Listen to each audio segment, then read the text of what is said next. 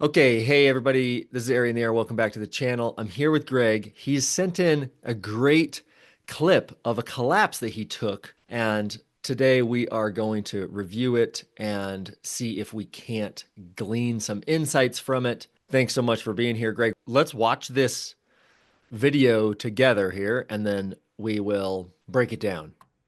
Are you seeing my screen here? Yes, sir. Air Design Sock, deserted Tucson here. Is this the box? Yes, it is. Box Canyon. Box Canyon, okay. Before I dive in deep on this with Greg, I want to coach you in the same way. So I'm inviting you to the Spring Tuneup. Join us for 3 live sessions about paragliding. We're going to cover the most common paragliding emergency situations and how you should handle them. We're also going to help you train your brain to handle emergency, uncertainty, and fear in paragliding, how to find your edge so that you can stay motivated and safe without sacrificing performance, and also we're going to answer any technical, emotional, political, spiritual questions you have about paragliding. It's going to be in a group of like-minded pilots from all over the world. Links in the description below. Check it out. We'd be stoked to have you. Okay, here we go. Let's watch it. Some beeps, a grunt, a reinflation, almost no change in heading, and then some laughter, some relief. Yeah. Okay, was this your first considerable collapse? No, it wasn't. I flew Mustang Mountain in way too hot conditions for me myself, and I was in over my head, and I took a really big similar collapse on the left side, asymmetric, and but I didn't know how to handle it, and I kind of dived into the collapse. That side of the collapse. Took a little bit to get out. Finally got out and landed promptly. That was my actual first collapse. This is supposed to be my second one. Okay, wow. Okay, so we're real early on. And do you have experience in an SIV yet? Negative, I don't. I need Okay. to. All right. Yep. It's okay. Yep. Also, is the speed bar connected on this glider as we're seeing it? Yes, it is. I have it Lark's headed. Okay, great. As it should be, brother. Good. Yep. Okay, so here's the thing about the video. I've watched this a couple times. Unfortunately, you're looking right here. We have Yeah. no idea what the left brake is doing. Yeah. I have some intuitions about what the left hand is doing, but I cannot confirm. So we're going to go kind of with my intuitions. We're also going to watch the outside footage here in just a second. But as we see here, the Phi Tenor, very trustworthy steed. Very trustworthy steed. Okay, so let's switch here. Now we're going to look at this from the outside. We're going full screen with this too. Okay, so your buddy did you a huge service here. Let's watch. Zooming, zooming. Collapse. Okay, brother. So I want to focus on a couple of things here that are going to be most relevant. It's also kind of hilarious that the wind saw, like the anemometer, No. is in the shot. Like we actually know exactly the conditions on the ground at the time. It's like I he's know. obviously flying into the wind. It looks like 8 gusting 12. Right. Okay, so when you watch this back, like just watch here, Yeah.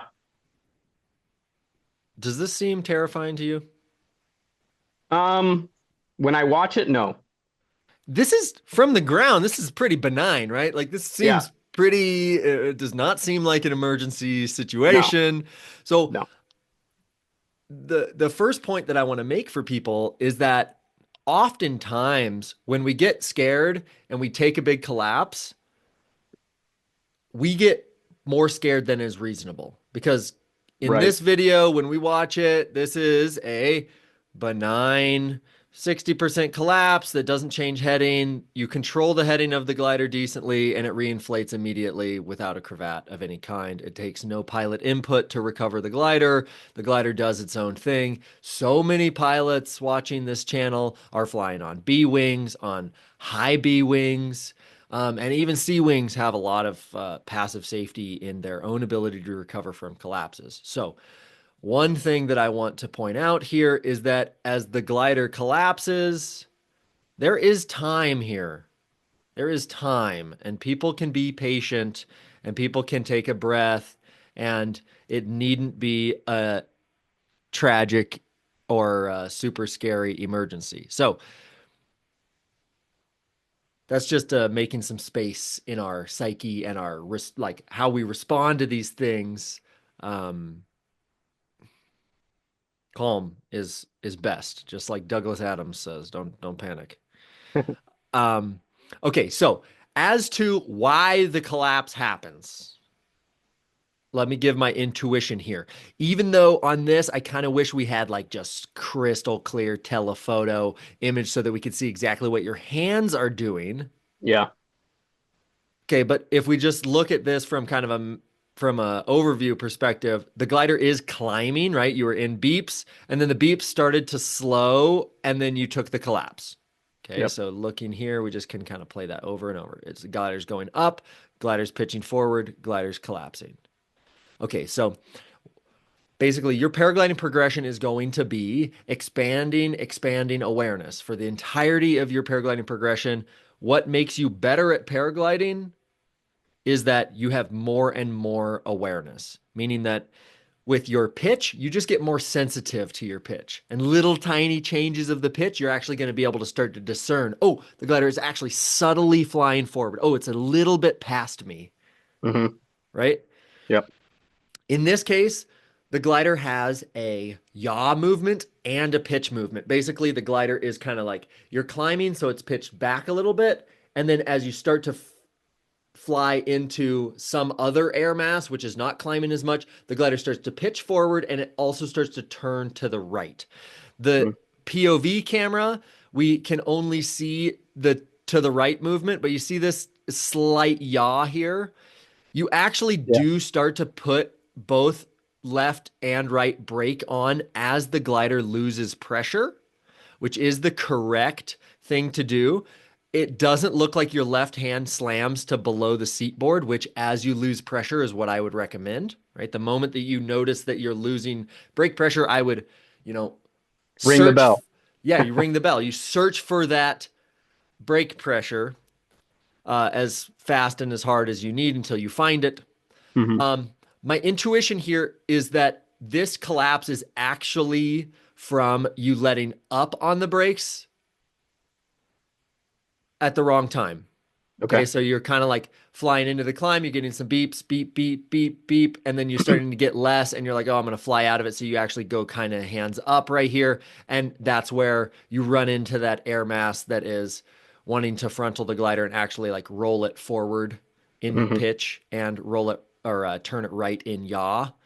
Um, so at either rate, the glider does frontal, and when you notice it, you see the trailing edge of the glider starts to pull down because you're pulling on the brakes. And that is the Hmm. correct thing to do. Obviously, it's a left sided asymmetric, and there seems to be you could pull more brake just on the left. Looking at your POV footage, it happens pretty quickly and it starts to reinflate immediately. So by the time you're under the glider, here you're under the glider now, you're basically looking at a 30% collapse. So in this configuration, don't be too heavy on the brakes. Definitely don't stall the glider because you have low airspeed, right? Taking a big collapse, having half of the glider turn into an air brake slows the glider down. So definitely be gentle on pulling too much brake. Definitely be prepared to control the heading. But basically, what are we afraid of a left side collapse doing? We're afraid of a left side collapse turning the glider to the left because the Right. collapse creates a bunch of drag and the open wing wants to fly. So we're actually going to be prepared to control the glider from turning left. And what you end up doing is you actually pull a little bit of right brake and it turns the glider to the right. Okay. It's not a big problem. And you see, as your friend zoomed in here, we can see where your brake pressure is. You've got both brakes pulled considerably, which as the glider reinflates is totally fine. And then you're probably going to fly a little bit deeper in the brakes, active piloting for the rest of the flight after taking a collapse like that, which is totally normal. Exactly. Yeah. Yeah. Yeah. Totally normal. So, um, overall, I think that this glider and this glider class serves you immensely at your level, especially where you're flying. You live in a place that can be absolutely atomically thermic and can have really sharp edges, right? You live in desert, southern Arizona desert can be very strong climbs there and very sharp edges. So I think this glider class is serving you a lot, and also, no SAV, and um, I would say that this glider, this video really shows what the gliders can do, which is like it takes a big collapse, it reinflates almost immediately. Its heading doesn't change.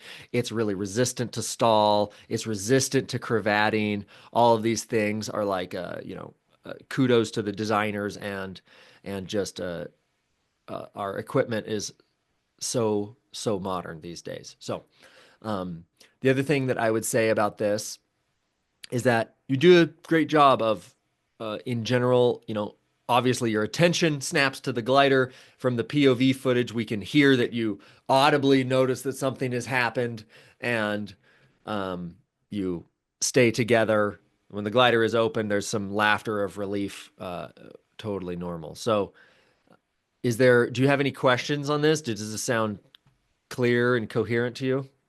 Yeah, yeah, totally. And you make a good point, and I was going to mention that too. Is like after that collapse, the rest of the flight, because I flew for another hour after this, and Great. I actually did a small little triangle. And the rest of the flight, I was just manhandling the wing pretty much, and and for me, it's a good realization the amount of brake pressure you can put on these wings to keep them open and inflated. Really was an eye opener to the rest of that flight because yeah, I was just I was obviously afraid of having another collapse, so um, that was uh, that was a kind of a cool little realization that I had, and I'm Yeah. sure that's something you realize when you do an SIV. But Yeah, um, I think that one of the main intentions behind an SIV is to allow you to realize how much brake you can actually pull on the thing. yeah, yeah, The saying that I use is that you can pull an infinite amount of brake for a finite amount of time, and a finite amount of brake for an infinite amount of time. And like yeah, you're saying, you can fly around pretty deep in the brakes all day. The thing is never going to collapse. right, And you can also take a double wrap and ring the bell to try to keep the thing from collapsing when you lose all brake pressure. And yeah, those two scenarios are what we're trying to teach pilots in SIV. yeah. Yeah, and I think probably the case is that I just didn't my left hand just probably didn't catch that frontal kind of surge just quick enough. Uh-huh. My feeling on it wasn't quite there at that time, and that's what allowed that collapse to occur. And I think I probably could have had a couple more collapses the rest of that flight if I hadn't had that collapse in the first place to kind of make sure I kept it in check. Um, but yeah, that was pretty much it. And I felt like I, I don't know if it was subconscious or not that I put, I talked to some other guys, some other pilots, and they were saying, maybe I put a little too much pressure on the right side, turning it, a little bit too much to the right. Um, and I don't know if it was subconscious of me to like do that to get away from the terrain, maybe, or I don't know, Yeah, I wouldn't say subconscious here. I would say unconscious. Basically, like a collapse happens, and like our hands, our body says, like, we need to do something. And so we kind of oh, okay. tense and we just kind of pull both brakes. That's kind of what I saw from the outside footage of the trailing edge being like, deflected, is Yeah. like you kind of had it, and you like the left hand kind of like did some minor pumps, and the right hand was Yes. kind of just like braked. Right. Right. So in general, what you'll find in SIV is that you fly out on this tenor, you grab the A risers, you pull them down into your lap, and you hold them, and you realize, wow, the thing actually is a lot easier to fly straight with half of the wing collapse than I thought. Like it Yeah. doesn't take that much outside brake, it doesn't take that much, uh, you know, weight shift to make the thing fly straight with half of the glider collapsed and held in. Hmm. So because of that, when the glider collapses, you get used to flying the glider with this heading. And I think that, when you have good altitude, this is not medical advice or, paragliding, I take no liability here. But when you fly out, you can start with a big ear. Take an asymmetric big ear and see how much it turns the glider, Hmm. right? Take an asymmetric big ear on one side, and see how hard it is to weight shift the glider to make it turn left Yeah. despite a big ear on the right. you'll find it's really not that, a bigger doesn't make the glider turn that much. Right. This is the same thing with cravats. People get small cravats that are about the size of a bigger, and now they look at it, they panic, they think, oh my God, the glider's malfunctioning. I got to do something, do something, do. It's like, dude, the glider is like, you can land it like that. You can Yeah. land it like that. There's no worry. So try that when you're out flying, you have good altitude, pull a big gear in and see what it's like to control the heading like that. And it might be different on this glider, but sometimes you can do like a double big ear. Basically, if there's three A lines, you can grab the outside two instead of just the one, and you make a giant big ear. You can also pull the outside wingtip to make a big ear, and then uh, basically reel in on the line another arm length and pull in again on it to make an extra big ear. And you'll start to see, man, the glider is really not that hard to control the heading of when there's a big ear or there's a collapse. And then once you do that, then you'll realize when the glider collapses and you're looking up at only half a glider, you'll think, oh, I can fly this thing straight, even in this configuration. And that's the first thing that your head should do is like heading control, heading control, heading control. Because you Yeah. actually turn towards terrain here, right? By turning to the right, you actually turn back in towards the terrain. I guess instead of just going straight. Exactly. You just Okay. like, Yeah. whenever you have a collapsed glider, you want to be flying directly towards Okay. altitude, altitude, altitude, altitude. Gotcha. Yeah. That makes sense. Yeah. So, this is something that we learn in SIV. Collapse the whole half of the glider, then control the heading. You'll actually realize how easy it is to control the heading with half a glider. And Right. like, oh my God, the thing actually flies with half of a glider. That's a really useful thing. There are configurations with really nasty cravats that produce a ton of drag that really slow the glider down, that almost any outside brake stalls the whole thing. But man, with a tenor, I would dare you to take such a collapse. I've never seen it in the class. Yeah. Um, Yeah, so I think that kind of covers it as far as the unconscious brake pulling here to the right. I think that Mhm. um you were already kind of looking, leaning, and like starting to turn to the right anyways. So um there was inertia, kind of like your whole system was kind of had some inertia going to the right there, a little Yeah. bit of unconscious right brake pull. I think for me, when I notice the brake pressure, what I want to do, slam that brake down. If it continues to completely collapse, then I'm basically going to go both hands up. Due to you're being in the B class, this is the perfect example. You try your best to catch the collapse. When the collapse actually fully happens and develops and you didn't catch it, then both hands can go up and it's basically I'm taking my eyes to the glider, I'm assessing the situation and I'm controlling the heading. That's first, second, and like third things I'm gonna do. Yeah. Because then I fly away and it's like, oh, the wingtip is caught in some way. I'm gonna start with just a light brake pump and then I'm gonna like and then if that doesn't work, then I'm actually going to like clear my altitude. I'm going to fly away from the terrain until I feel comfortable like doing some kind of maneuver, which whether that's a spin or a really big brake pump or a developed spin or, some kind of stall to clear the cravat. Basically, like the first couple of things are just like, let me just like get control of the heading. Let me get into a place where I feel comfortable messing with it. You know, that's kind of the order of operations. I definitely have seen a lot of people make mistakes of like trying to deal with things too quickly, frantically, in a panicked way, when in reality, Greg, you can take half of the glider from this altitude, pull it down, fly it out to the landing field, and like it's way more controllable than we think, especially Yeah. in this class. Yeah. Okay, bro. It seems like we've pretty comprehensively picked this apart and given you the insights that I can find. Is there anything else, any questions or any clarifications here? Yeah, a couple quick you asked me to write down some things and I had a hard time thinking about some things, but I wanted just a couple quick questions. So with the brakes, I've been kind of toying with the idea of, I started flying with my hands into the brakes wrapped around the brake handles wrapped around my wrist Hmm. and flown like that for a while. And then I've started to recently put it into my fingertips and do a wrap, when I'm flying in thermaling or whatever like that. Is that like a better approach or does it matter? Do you have an opinion on that? Yeah, absolutely. I'm very opinionated on this particular subject. And I also want to just like tell you that it's not just my opinion. I also have witnessed, I've been flying paragliding competitions for years and years and can tell you what the best pilots that I know do for this. And I can tell you categorically, I have never seen a really high level competition pilot fly with their hands through the brake toggles. Okay. Flying with your hands through the brake toggles is very comfortable, and it's a pretty reasonable way to have control over the glider.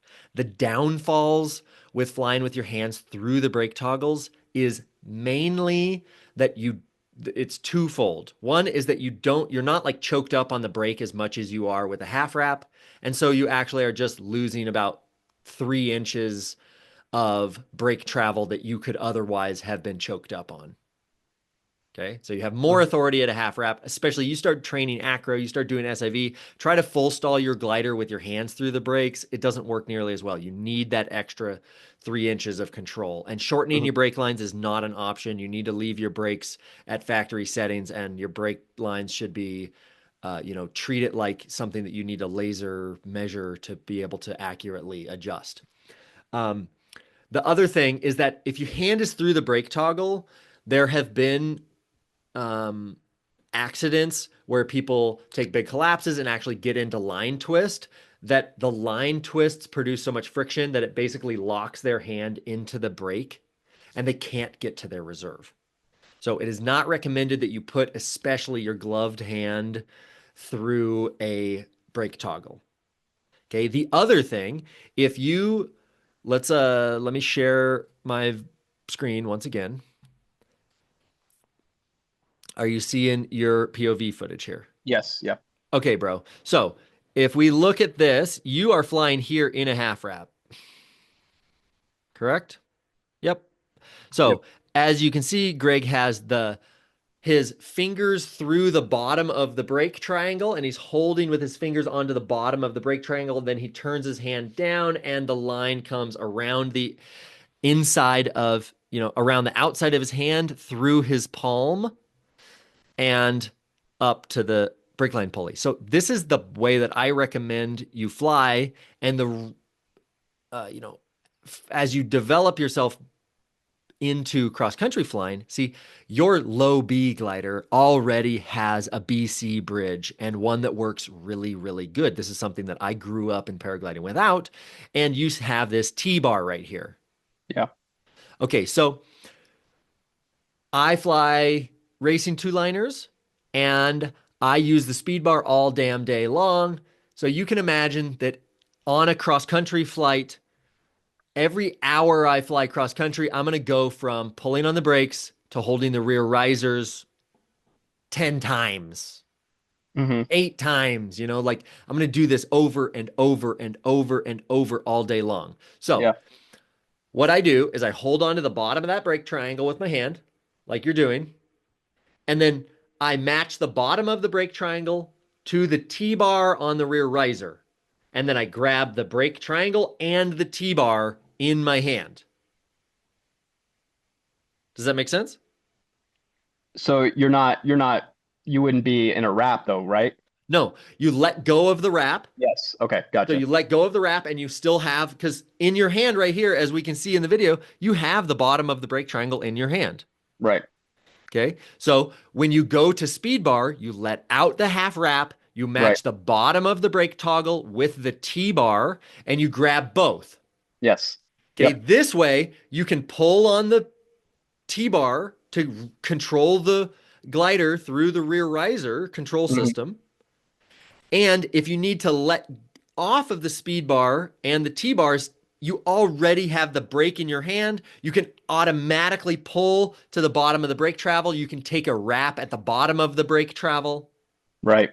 Okay. So this is what I'm doing all day. I go from holding the bottom of the brake triangle and the rears And then when I go to brakes, I just let go of the rear and I already have the brake in my hand. I take a half wrap and I fly with my brakes, ba, ba, ba, ba, ba, and then I let out on the wrap, grab the T-bar onto the speed bar, and then Yep. over and over and over and over all day long. This is what creates brake line twists. So as you fly your glider and you do more cross country, keep an eye on the brake line. Every time you fly the glider, look up the brake line. If it's very, very, very twisted, it can start twisting the brake cascades and it creates an enormous risk for tension knots.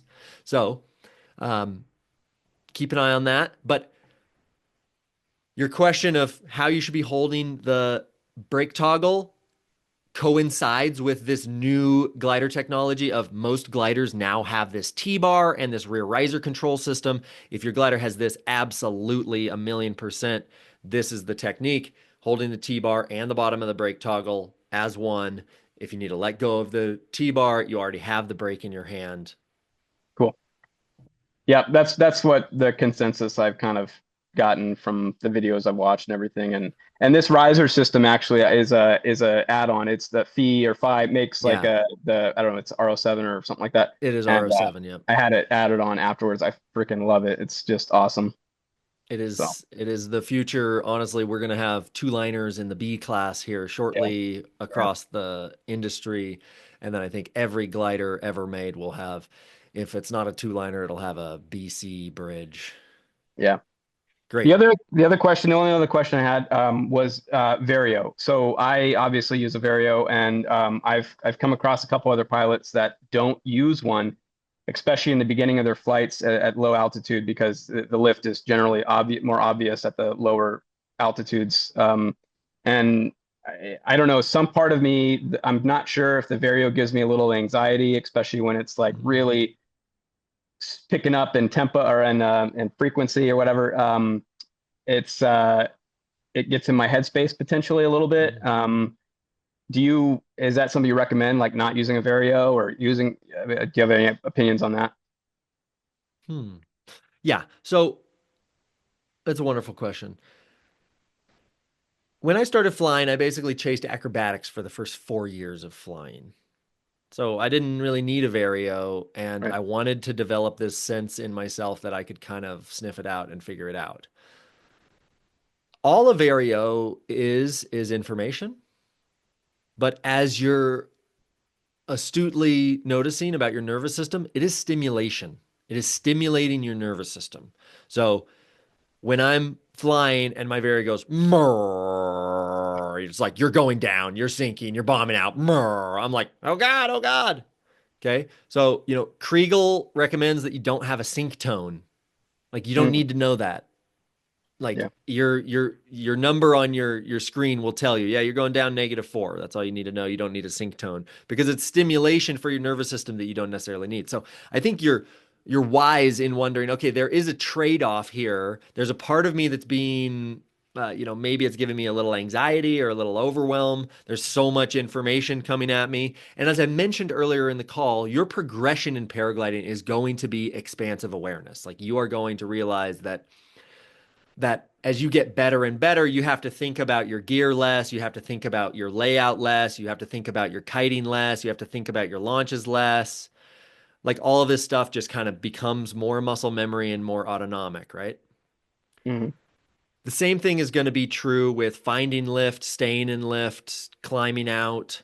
Um, so it really just depends. Like if you're a student and you're launching into a thermaling arena, and you're my student, I'm going to have a vario on you.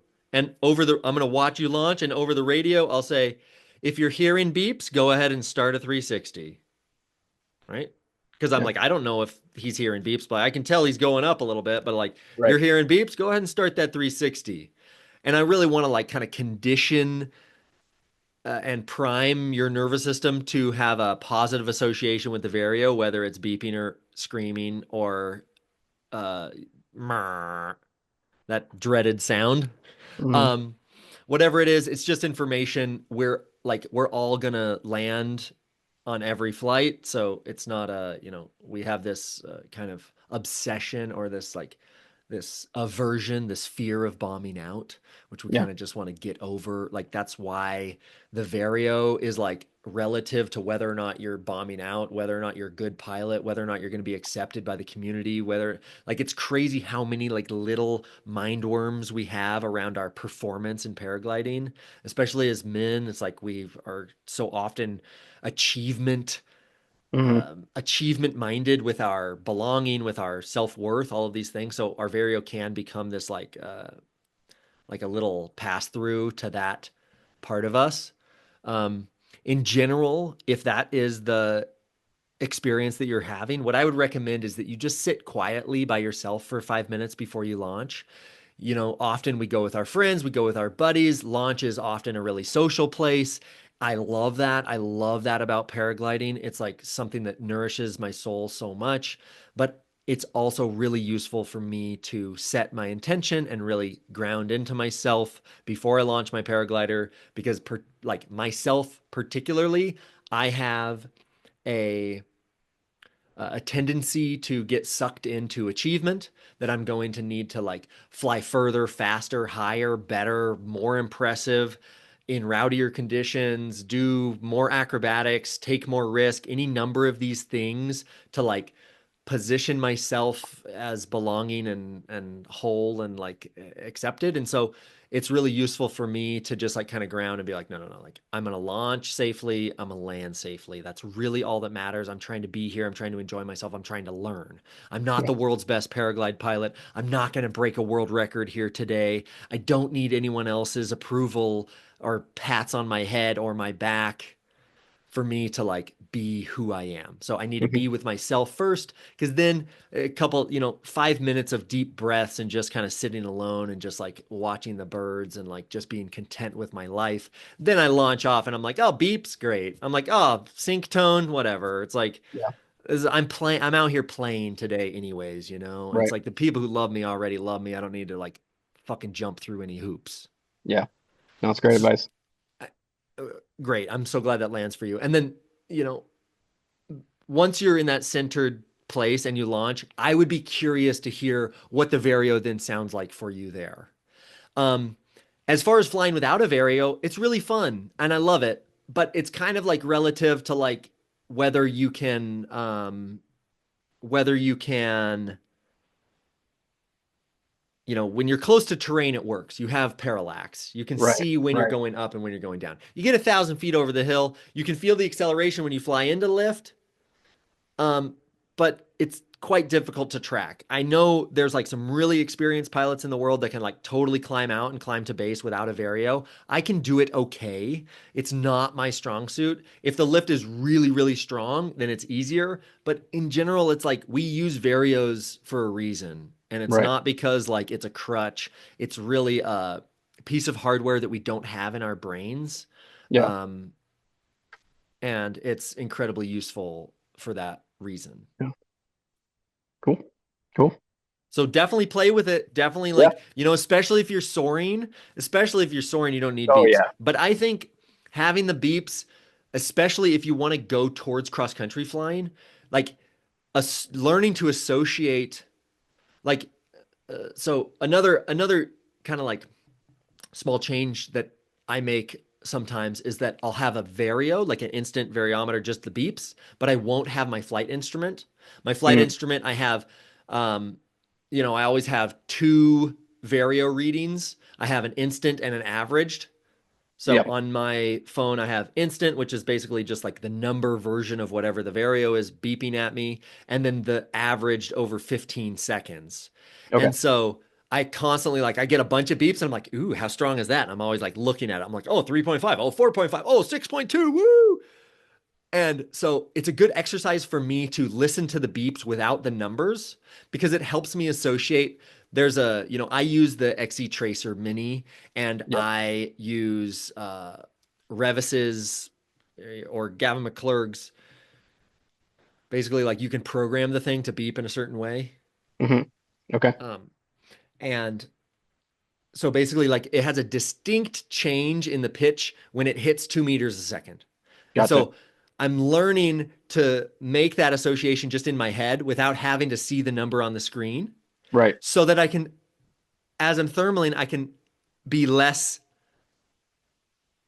addicted to looking at the number. And Yeah. instead, I can just stay looking at the wingtip. I can stay looking at the clouds. I can stay like just paying close attention to what I'm doing. And I'm not like, and I know that I'm kind of like distractible in that way because I'm like, ooh, strong lift. I'm like, how strong is it? Like, I want to know. Like, oh, I saw 6.2 the other day. And I'm like, when I get in really strong lift, I kind of get a little distracted because I'm like, oh, how strong is it? I'm always looking down at it. So it's Yeah. another good way to kind of like, one of the ways that I interpreted your question was like, the two ways I interpret it were one is like it's nervous system relevant, like how is this beep affecting my nervous system, and then two, it's like how is my vario connected to my development as a pilot, like as a fucking bird myself, Yeah. right? And so I Yeah. think there's a number of different ways you can kind of play with it to do it. I'd recommend early on in your paragliding career to either have no sync tone or to really deliberately associate sync tone with it's okay, like I'm just going down, like Yeah. And half the time with the sync tone, I feel it. I feel it well before the sync tone actually alarms. Like of I feel that course, sync coming on. I'm of like, whoa, course. you know? Yeah, yeah, you should. You're like, oh, that's Yeah. 3.5. I have my sync tone only set to 4 meters a second. So Okay. if I'm syncing any more than like four is just like, yeah, sure, give me a little warning at four. But like at -3, I don't need to know. -2, I don't need to know. Some people Yeah. have sync tone set just like vario. It starts at like, you know, zero point 0.5 meters a second or something. And so it's like if you're syncing at all, you hear Constantly sync hearing tone. it then probably.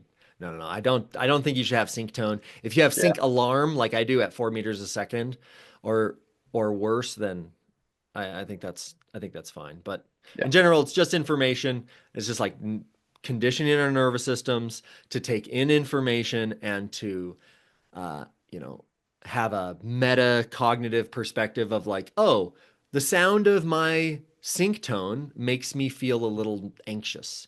It makes me grit my teeth. It makes me grab my fucking risers. It makes me frustrated and angry. It makes me point my toes. That's one of the things that I notice when I'm a little bit stressed in the air is that I push against the seat plate, you know, Yeah. like I'm a baby trying to come out of the womb. I'm just like lock my knees out. I feel my calves all tight. And Yeah. so when I notice that, when I notice tension in my jaw, when I notice shallowness in my breath, when I notice that my hands are really tight on the rears or on the brakes, if I notice that my feet are really pushing against the foot plate or my butthole is clenched like a rock, then I just take a couple deep breaths and just remind myself it's like this flight will end. Yeah. I have control over like how well it ends and like how I integrate it and all of these things. And so I focus on what is in my control, which like whether or not I'm in sync or lift, I don't always have perfect control over. Yeah. I think that's it. I think it's all the questions I got for you. I appreciate it. Wonderful, man. It's been wonderful hanging with you today. Thanks so much for reaching out and for sharing your video and for asking questions. This is definitely a useful conversation for other people. Cool. Great. Well, let me Thanks know so if you need much, anything Greg. else in the future. Okay. Well, hey, consider joining the Spring Tuneup. I just starting to promote the Spring Tuneup. It's a event. It's a course that I came up with last year just to help people build community, ask all these questions, get really clear on the highest leverage emergency techniques that you're going to need. Like in my videos, we talk about don't let the glider turn you, which is such an important one. And there's other things that are common malfunctions and things that happen in paragliding. I'll personally walk you through the highest leverage things there, as well as all of the mindset practices, some of which we've gone through here today, um, that just help you condition your brain to show up in paragliding, which has a ton of fear, uncertainty, and emergency is possible. So Hmm. conditioning our brain so that we actually show up in a way and we can tune into how uh, our brain is going to respond when we really need it to. And also, it's just an amazing group of pilots from all over the world. We've got guys from Switzerland and Georgia, the country, and all over the place that join. So it's a wonderful time to just be with other people. And we have a big emphasis on mentorship, how to be a mentor, how to be a mentee, how to receive feedback, how Hmm. to, you know, how to manage yourself in the world of paragliding so that you are fulfilled and safe and that you continue to progress. Cool. It's awesome. So that's my plug. That's what I'm Yeah. promoting lately. Thanks so much for being here. Appreciate it, and look forward to meeting you in real life out All on the right. trail. Sounds good. Thanks. Have a Yeah, good one. great. Take